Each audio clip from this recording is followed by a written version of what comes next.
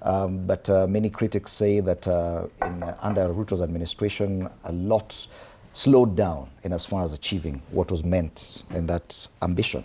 That for him to come out now and talk of a new ambition, new vision, new outlook for the country, it sounds almost disingenuous coming in an election year. What would you say to that? Fred, I think, I think you guys are jumping the gun. Jumping the gun because the president has simply invited us into a national conversation. There is never a time when it is wrong to hold a national conversation. Our, constitutional framework envisages a nation that is engaging itself on various issues. And on this particular issue, the president did not start discussing the matter the other day.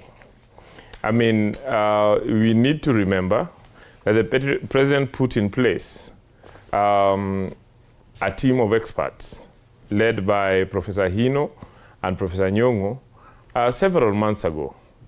And this team has been working. It has been in the media that this team has reported to him before, and this team reported to him again recently.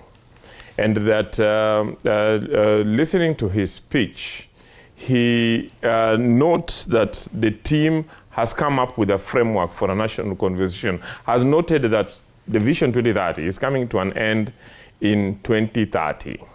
It would be wrong for us to wait until 2029 to begin that discussion. I would want to correct my learned colleague that the discussion about Vision 2030 started in 2007. It did not. I participated in the PRSP, Poverty Reduction Strategy paper for Poverty Reduction Strategy paper in between 1999 and 2001.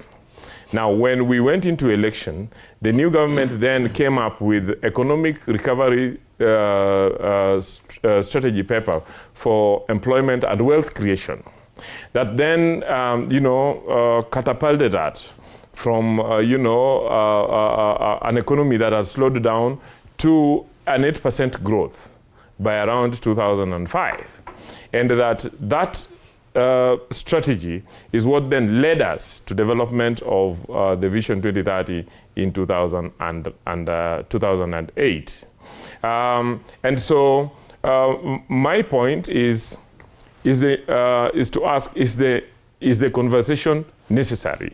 I say that it is necessary, and it is necessary because the Vision 2030 has definitely helped us achieve certain goals, but there are certain, targets that we may have missed. Mm-hmm. We need to sit down as a country and ask ourselves, which points did we miss, and what do we need to do in setting up the next vision to ensure that they are missed?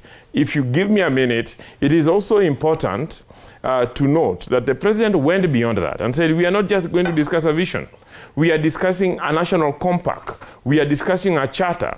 A charter is a commitment that the government would make on certain targets that must be met, especially in attaining the promises of Article 43, which is the promise to housing, the promise to healthcare, and several other socioeconomic rights. And that this would be reduced into law, so that any administration, it does not need to be President William Ruto.